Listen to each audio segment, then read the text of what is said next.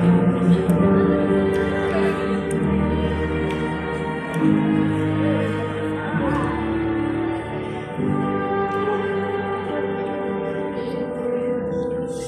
out here, 10 million light years from planet Earth, every point of light is a galaxy containing billions of stars. And yet, we managed to map the visible universe well enough to chart an accurate course all the way back home. Flash pictures don't work.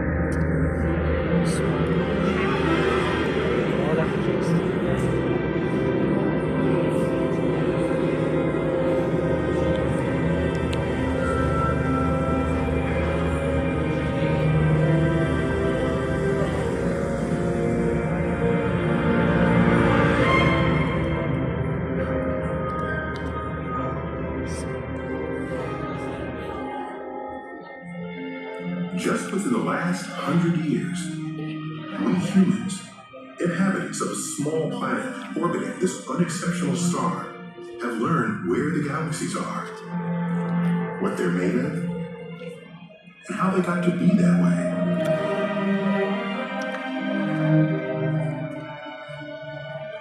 We've discovered that the universe was born in fire 13.8 billion years ago.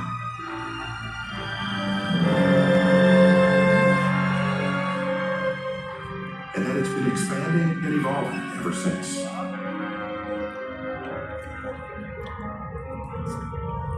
But with new instruments on Earth and in space, we've begun to glimpse how much we still don't know about the cosmos. This is Neil deGrasse Tyson, and I'm here to guide you through a century of discovery about the past, present, and future of our universe.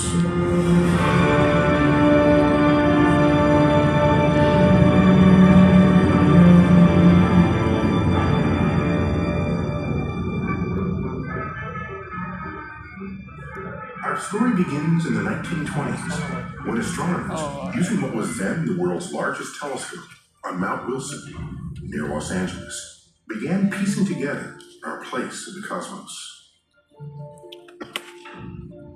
The astronomers knew that we live in a disc-shaped galaxy called the Milky Way, and that the band of light arching across the sky is our view of that galaxy from our location inside it.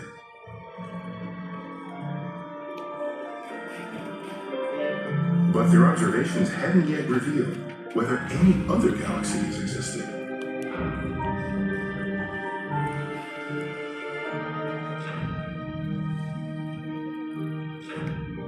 That changed when the astronomers aimed their telescope at a fuzzy patch of light in the constellation Andromeda.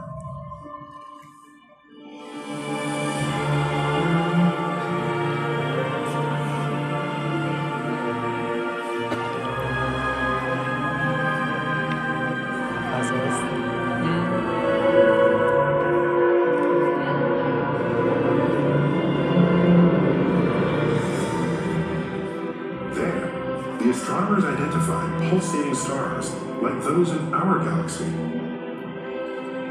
By measuring the stars' distances, they found a galaxy in its own right, far outside the Milky Way. The Andromeda Galaxy is more than 2 million light years from us. So we see it as it looked more than 2 million years ago, long before humans first walked the Earth.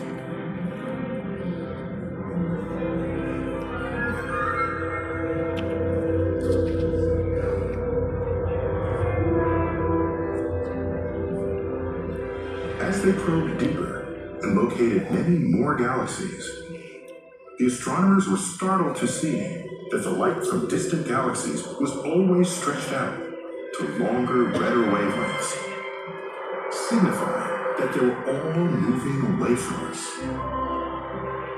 They found that the more distant a galaxy, the faster it's moving. Cosmic space is constantly stretching, carrying the galaxies with it. But there's no center to the universe. an observer in this galaxy would see the same evidence of cosmic expansion as we do.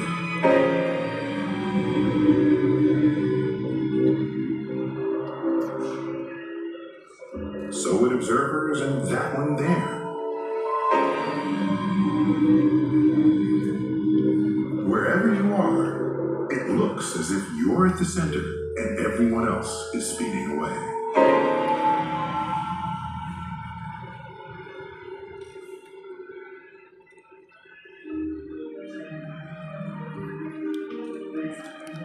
As the universe expands, it cools, its energy thinning out across a growing volume of space. The overall temperature of the cosmos today is over space, and the universe would get hotter.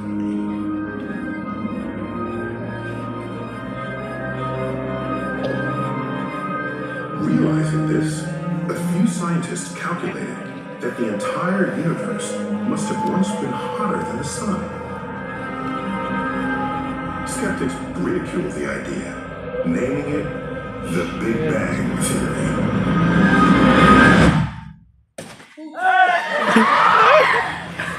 But then, in 1964, two astronomers at Bell Labs in New Jersey started testing a horn-shaped radio antenna. They wanted to detect the natural radio waves produced by gas clouds.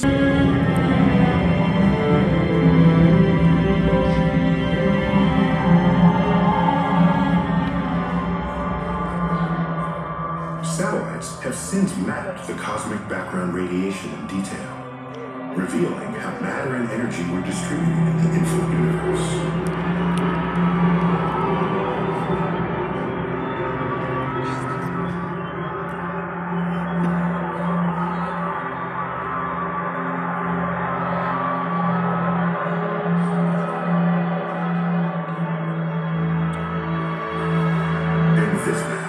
Created by the Planck satellite in 2013, the slightly more massive regions are colored blue.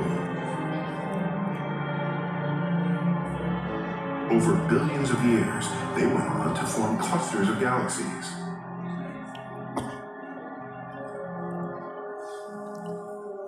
The less massive regions, colored red, became cosmic voids.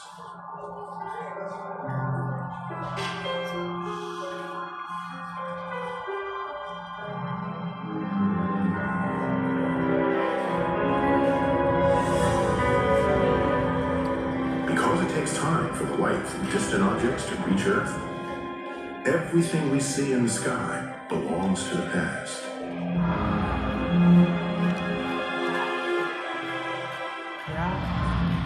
These spheres mark distances from Earth in light years. When we observe galaxies billions of light years from Earth, we see them as they looked billions of years ago. We're flying through a three-dimensional atlas of millions of galaxies. The gaps are regions we have yet to map. Beyond every galaxy you could ever observe, farthest away in space and furthest back in time, the cosmic background radiation marks the visible edge of our observable universe.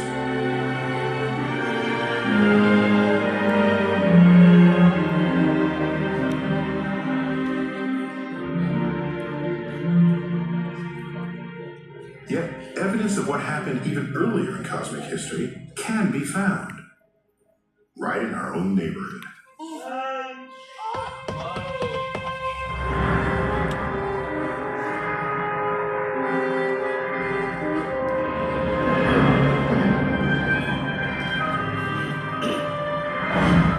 In 1995, NASA's Galileo spacecraft released a probe to study the upper atmosphere of Jupiter.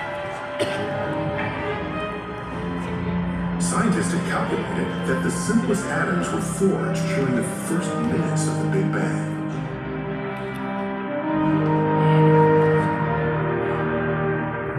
One of them, heavy hydrogen, is destroyed inside stars, so it shouldn't become ever rarer as the universe evolved.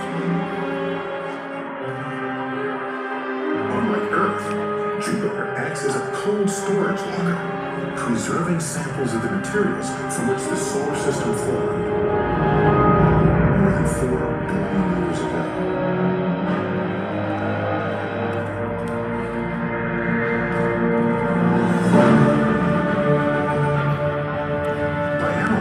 Giant planet's atmosphere, scientists could check how much heavy hydrogen existed back then.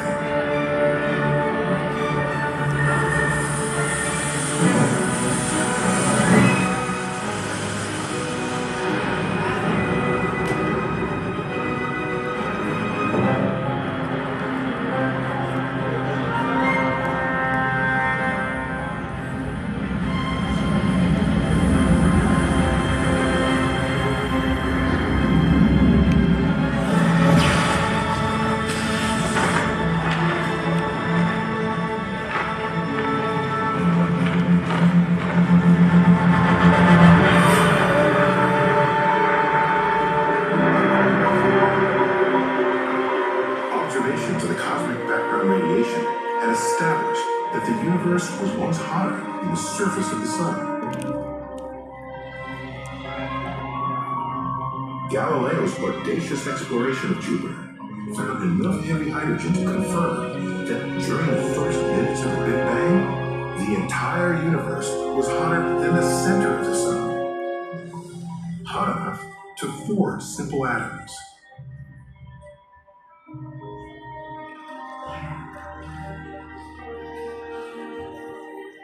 But while scientists were piecing together the history of atoms, evidence emerged that most of the matter in the universe isn't made of atoms at all.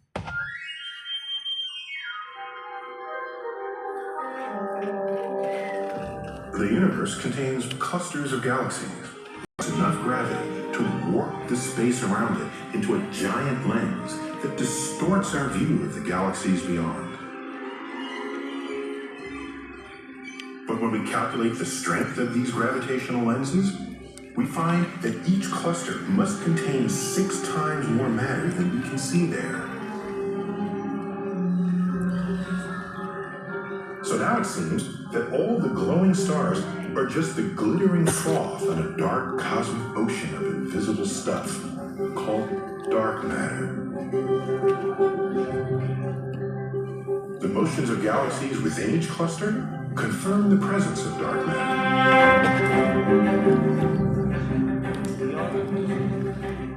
The galaxies orbit too fast to be held together by the gravity of normal matter alone.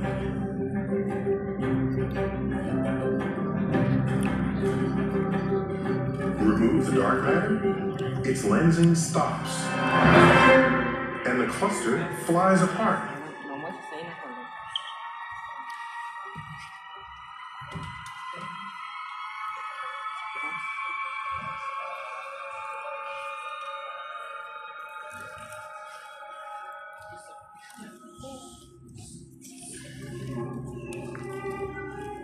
Scientists find that dark matter, shown here in black, was essential to forming the large-scale structure of today's universe.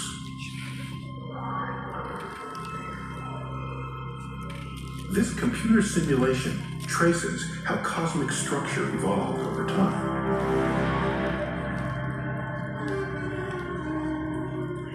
The bright knots contain thousands of galaxies drawn together by the vast sheets and tendrils of dark matter. These knots grew from the densest regions seen in the cosmic background radiation. The less dense regions of the background became cosmic voids, big, empty bulbs, hundreds of millions of light years wide.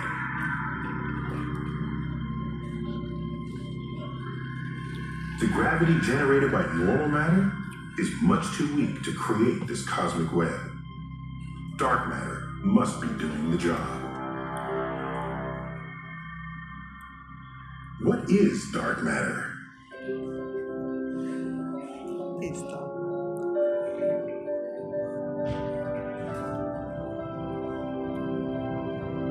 Scientists are conducting experiments to find out. Some of their detectors are buried deep beneath Earth's surface, to minimize interference.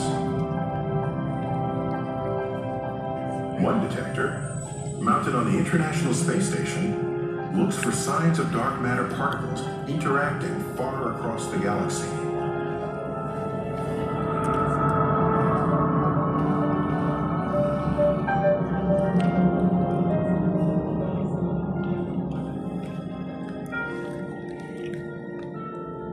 While scientists expect that dark matter particles may soon be found, another mystery has emerged that's changing how we think about the future of our universe. Astronomers had thought that the gravity exerted by all the matter in the universe would slow down the rate of cosmic expansion. To check this prediction, teams of observers charted the distances and speeds of extremely remote galaxies by studying exploding stars called supernovas. As this time-lapse view of the Milky Way shows, stars explode fairly often, at a rate of about 2 per century in a galaxy like ours. So, if you observe enough galaxies, you can spot a new supernova every few nights. The observers were especially interested in a particular type of supernova, like this one, where the corpses of 2 dead stars orbit each other so closely that they eventually collide and detonate.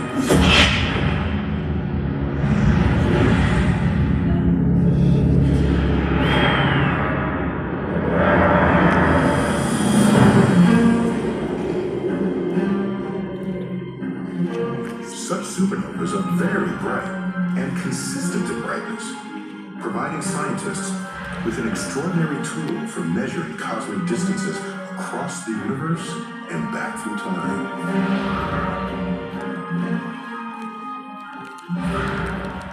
By measuring the distances and speeds of hundreds of supernovas, the astronomers learned how fast the universe was expanding billions of years ago.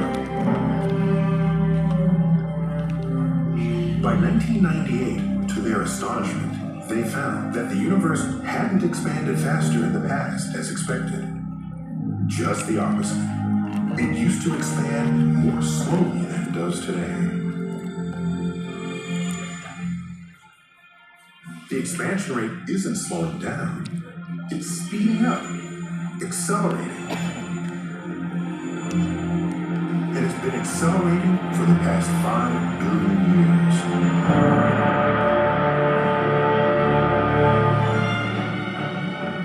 The pressure causing the acceleration is called dark energy.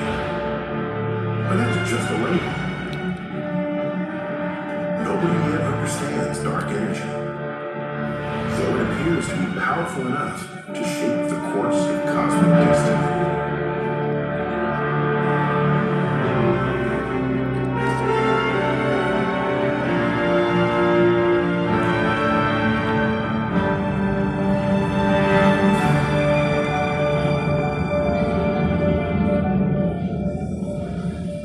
Matter and energy are 2 sides of the same coin, as Einstein revealed in his famous equation, E=mc².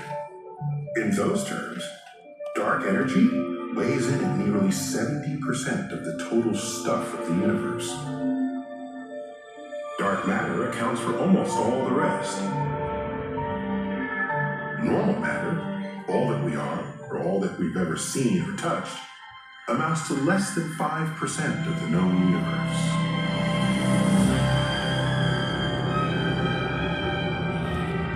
So we know precisely when the universe began, and we're beginning to understand what it's made of. But how big is it? Our observable universe is limited to the part of the cosmos from which light has reached us here on Earth. But every galaxy occupies the center of its own observable universe. Observers in this distant galaxy can see light from regions we cannot yet see. And we can see regions they cannot see. So no matter who or where you are, you'll reach the same conclusion: that the universe as a whole must be bigger than the part of it you can perceive. How much bigger? Some scientists speculate that if the observable universe were the size of a planetarium dome, the entire universe would be larger than planet Earth. Others suggest it may be infinitely large.